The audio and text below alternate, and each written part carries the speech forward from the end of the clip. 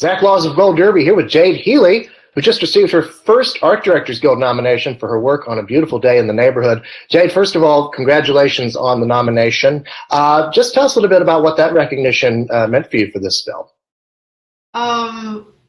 It was really special to be recognized by the Guild for our work for my art department and my work on that film. I couldn't have asked for a better film to be nominated for. It was so special to work on Fred's film, his message, to sort of carry his message and create his world. It meant a lot. So yeah, it was great. It was really, I cried when I woke up in the morning.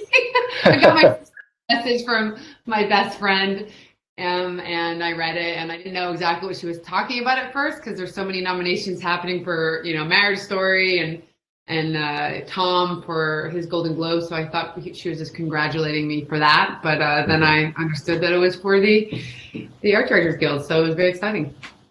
Yeah, I mean, it must be nice to have 2 movies in the season that are doing so well with all these awards groups. So it must be wonderful and also kind of hard to keep track of all the time. Yeah, there's a lot of interviews that keep coming, and it could be confusing. I'm emailing the wrong publicist.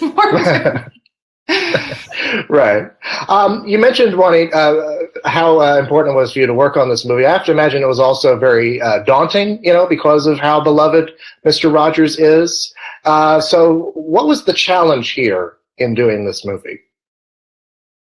Well, the challenge is for doing every movie is getting it right, and creating the world and doing the story justice. That's sort of always the challenge. And at the beginning of every film I do, I feel that weight, and that's what I sort of carry with me until the end, and making sure that I'm telling the story. So with Fred's story especially, although it's not exactly his story, the film, as we know, is not a bio, but I really wanted to make sure that we were able to get his message across, and we were able to recreate his worlds accurately. And it was important that we did that.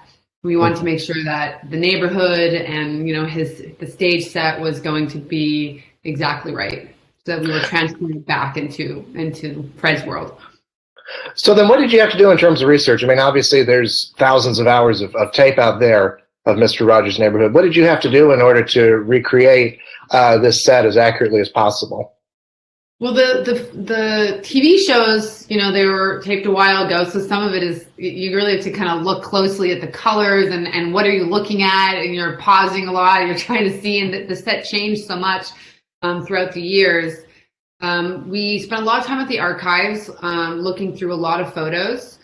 They opened their doors to us and really let us scour and get access to photos that other people you can't just find online. And we were also able to visit some pieces of the set that's at the museum. They have a little piece of the main set, but it's been sort of cut down. It doesn't actually reflect the proper size. Some of it has been changed, but we were able to look at the tree, for instance, in the castle, which is really helpful, and kind of measure it and take a lot of photos. And we were also able to photograph the puppets through glass. We were never able to get into the trolley or the puppet. We were only able to kind of look through glass and kind of get an idea of scale and size and get as many photos as we could. But that was really great. Being in Pittsburgh meant that we had this sort of incredible access. So it was really fortunate that we shot in Pittsburgh, and that the Fred Rogers, they were just so fantastic to us. Now, you had a lot of people working on this movie who actually worked on the original program. Is that right? Yeah, we had, I wouldn't say we had a lot, but we had, sorry, I have a message coming. Oh, okay. Disable that.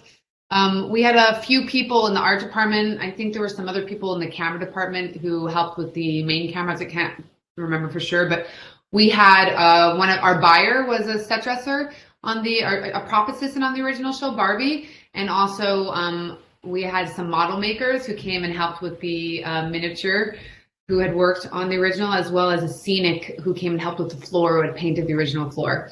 And of course, we had Mr. Oh my gosh, I'm forgetting his name, the mailman. Oh yeah. I can't remember his name either. He came and visited. He would visit us, And he did props in the show as well. Mr. McFeely, oh my God, Yeah. Mr. McFeely came to visit, and he would always bring us, a mail bag that he had, or he would bring sweatshirts. He was fantastic, and he would help us answer some questions. Every time he would come to visit, we'd be like, "Oh my God, it's so great you're here! Please take a look at these curtains. Do you remember what the fabric was?" He'd be like, "I actually bought those curtains," and he would come over and sort of, give us his input. Yeah. I have to imagine that sort of thing must have been a little bit helpful in kind of getting the authenticity, right? The interesting thing, which I talk a lot about, is the color. You're looking at color from the old video footage that you can watch, but the color, is being filtered through the ikigami that is then being transferred. You're watching on your computer. It doesn't actually present what you're looking at. And then the photographs that you look at have a different color, whether they were shot on film. So you're constantly trying to guess, wait, what color were the walls? And we'd have different people.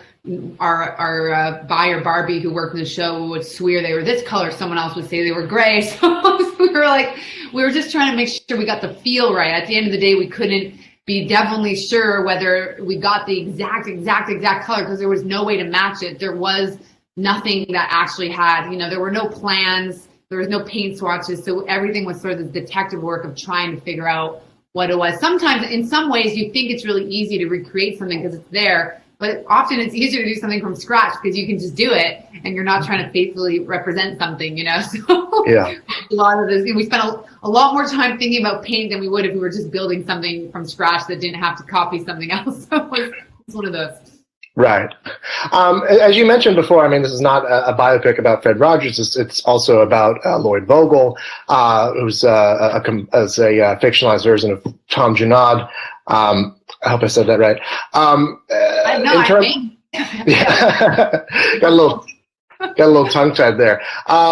Talk a bit about creating his world, and what you did in terms of establishing his character through his surroundings.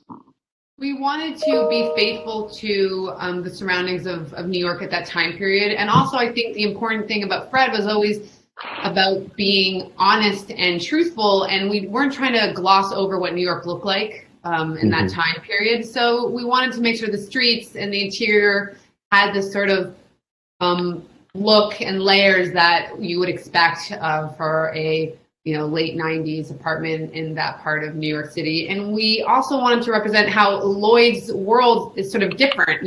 His world in New York is a lot of browns and grays. He's sort of let go of his younger child self. He's forgotten that kind of child joy of wonder. And when he meets Fred, suddenly he's just kind of inundated by color. The color of the sets, the color of Fred's world, which definitely is a contrast to Lloyd. So we were sort of playing with that. Mm-hmm. And then his newborn is the one sort of element in his apartment that has sort of this color that comes in. Like there's some toys and there's those little bright elements of color that's sort of infiltrating his hard shell of a human. Yeah. Okay. You also get a glimpse of Fred Rogers's home. I think that's also his home in Pittsburgh and also his apartment in New York. Did you have any kind of access to looking at the real places in order to create those? Yes, I was fortunate enough to visit with Joanne in Pittsburgh and visit her home. We got to see Fred's room, which had been basically left the way it was, and we modeled his bedroom after that. And of course, the challenge was always how to fit 2 grand pianos anywhere. That we kept looking for a location that would really allow us to put in these 2 pianos, because it was very important. And they, in fact, did have 2 pianos in their home. So we did get to look at their house, and also their New York apartment. No, it was really hard to track down. I think I managed to find carpet samples and a fabric sample that somebody had lying around for curtains, but there were no pictures. Nobody had anything, but they kind of described, Joanne kind of gave me a description of what it was like. Okay. You worked with Mario Heller on this movie. I think it's the first time that you guys have worked together. What was that collaboration like? Oh, it was wonderful. Mari is she's so talented. She's so amazing. She's such an amazing leader. She really just created this amazing environment. We were all able to collaborate in such a wonderful, open way. And she was always open to ideas. Sorry, it's fine. Yeah, she was just great. I couldn't have asked for a better collaborator. So she has really strong ideas, and she's amazing at getting her ideas across. And she's also always open to other ideas. And she was just very confident, really amazing to be around on set, and funny. I can't say enough great things about her. She's very smart. Yeah. Amazing. I learned a lot from her. Now, you also got the opportunity to work with Noah Baumbach on Marriage Story this year. Talk a little bit about the experience of doing that. Oh, that was before we shot Marriage Story, before the Fred Rogers film, and it was great. I got to actually stay home and work in LA, and working with Noah, who I've respected and for so long as a filmmaker and as a person, was just such a treat. He also is so funny and such a different filmmaker than Mari. They are so different in the way they work, but it was so, which is always so, I love as a designer getting to experience.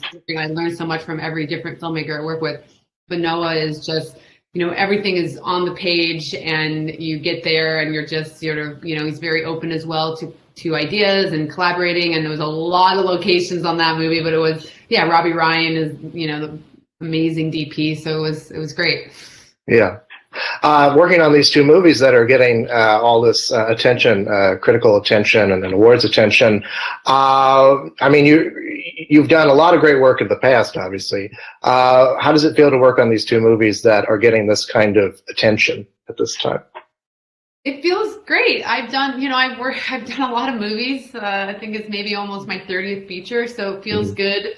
It does always, sometimes to some people awards seem silly, but it is really, to me, it's been really fun to be able to be a part of this award season and sort of feel invested in what's happening and paying attention and being, it's great. I feel really, really, really lucky to not just have one film, but two, and both of them to be films that I loved making and that I am so proud of. I mean, they're both really different, but I love both of them so much. It's great because there's someone, there's a movie for everybody. So if somebody I know doesn't like one, I offer them the other. And what are you working on now? Anything you can tell us about? I am doing another movie with David Lowery. We just finished one, The Green Knight, and we've already started another one. So I will be on this for the next 8 months. It's I can just say it's a Disney project, but I don't know if I can announce which one yet. I'm not sure if it's been announced, so I'll just say a little looked about that. Okay. I can tell you couldn't put it. I know what it is, but you can't put it in the interview. All right. Well, we'll just we'll keep silent about that for now. Then, Jay, thank you so much for your time. Congratulations on your work on both of these movies, and congratulations again on your Art Directors Guild nomination for Beautiful Day in the Neighborhood. Thank you so much.